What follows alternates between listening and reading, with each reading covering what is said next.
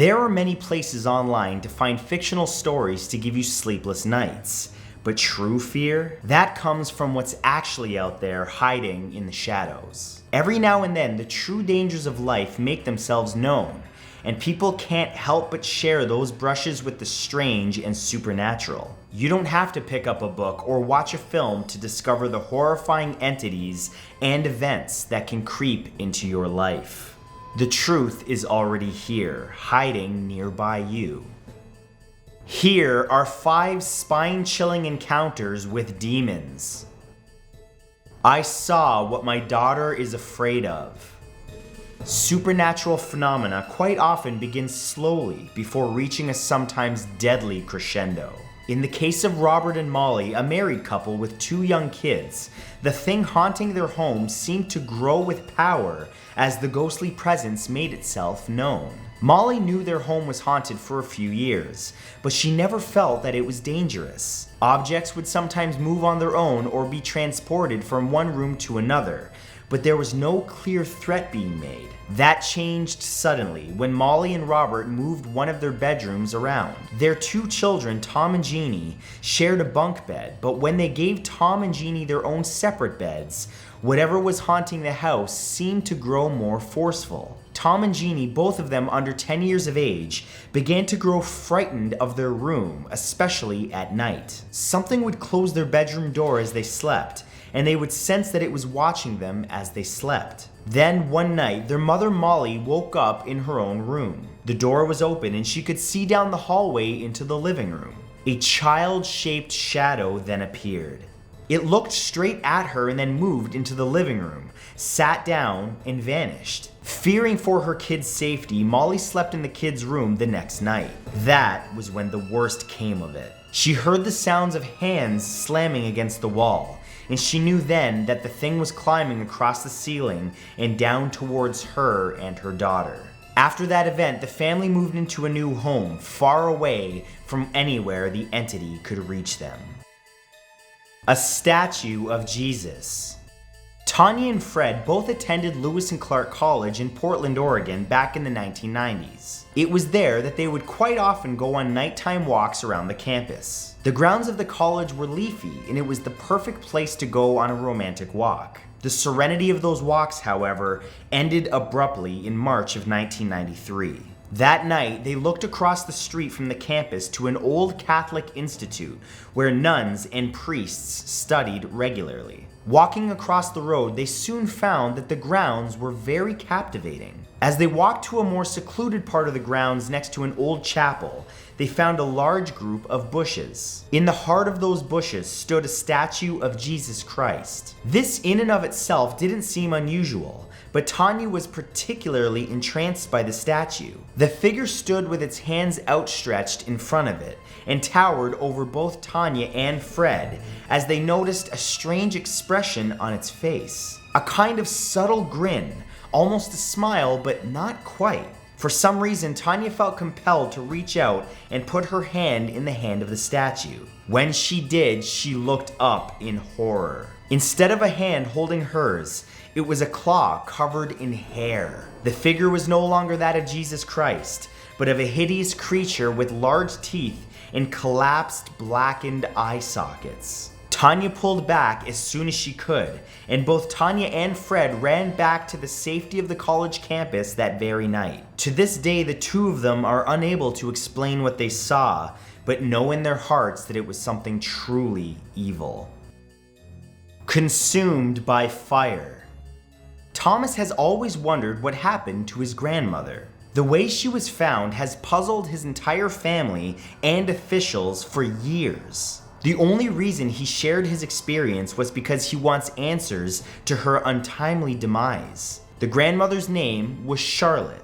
Charlotte was a creature of habit. Each day was the same as the day before. She woke up like clockwork at the same exact time each morning. She would get up, make her coffee, and run her errands. At night, she would change into her robe and go to bed early on the dot. But something happened to Charlotte on the night that she died.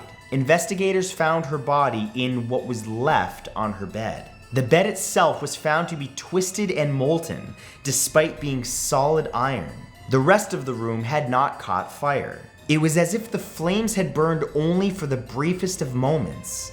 Charlotte's torso was completely incinerated, but her legs, still wearing their socks and on the floor, were found with no visible damage from the fire. Charlotte's skull was found intact and laid on the crumpled remains of the bed near the wall, which had a large burn mark but had not ignited. While the investigators couldn't understand how a fire like that could be hot enough to melt iron but not spread, many reading Thomas's description of his grandmother's death came to one conclusion: Charlotte had encountered a little-known paranormal event. She was the victim of spontaneous human combustion, a strange phenomenon where people literally burst into flames for no known reason. But there are others that believe that Charlotte may have encountered at some point unexplainably a demon that had burned her to death. The Doppelganger in My House. When Richard first encountered the thing in his house, it was a surprise. Usually, stories of supernatural beings inhabiting a house involve people who have just moved into their new home. But this was different. For Richard and his family, it was most shocking because that house had been their home for 10 years. There had never been an instance of strange goings-on up until that time, and then, suddenly, they were confronted with a creature that they could not understand. The first encounter happened when, one night, Richard's girlfriend was staying over. As she slept soundly, Richard went into the bathroom, but when he returned to the bedroom, his girlfriend leaped out of their bed, screaming. While Richard was in the bathroom, something had climbed into bed with her, wrapping its arms around her. She thought it was Richard, but it was something else. When they turned the lights on, the entity was gone. A few months later, Richard was sitting on the couch when he realized his dad was watching him from the doorway. But something was off about him. He was wearing a shirt of Richard's, something he never did. Richard recoiled in horror when he realized that the man standing in the doorway could not have been his father. His dad had a prosthetic leg, but this man's legs were fine. When Richard shouted at the man who looked like his father, the man growled and slammed the door between them. Opening the door, Richard found his shirt lying on the floor and no evidence that the strange doppelganger had ever been there. The Black-Eyed Demon. When Lily and her family arrived at her sister's house, everything seemed fine, but that soon changed. During the night, Lily had to sleep on a couch downstairs as there wasn't enough room in the beds for everyone. For some reason, she couldn't sleep, and she began to grow bored. Turning to her side, she found a photo album under a coffee table next to her. As she looked through it, she relived old family memories, hoping to fall asleep. But sleep never came.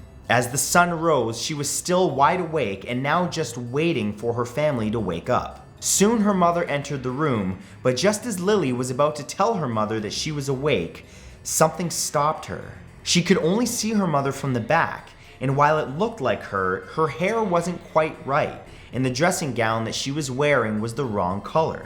The figure in the room began to peruse photographs on a nearby mantelpiece. She let out a gasp every now and then while she looked at the photos, and then turned to the photo album next to Lily. That was when Lily saw her features. The woman's face was horribly contorted, and it looked to be a combination of both her mother's and her sister's features. When the woman saw Lily watching her, her eyes grew black, and she screamed at her before running out of the room and disappearing into the basement. Terrified, Lily spoke with her sister and her mother, but when they searched the basement, there was no sign left of the demon. The only thing that she did discover was that the screen to one of the windows upstairs had been broken during the night. The demon had escaped. Thank you so much for listening to these stories, and don't forget to join my Discord as well as follow me on Twitch at discord.gg/MatthewSantoro and twitch.tv/MatthewSantoro. I promise you will fully enjoy the community over there as I go live every single day. I look forward to seeing you over there in both places, and I'll see you in the next video as well.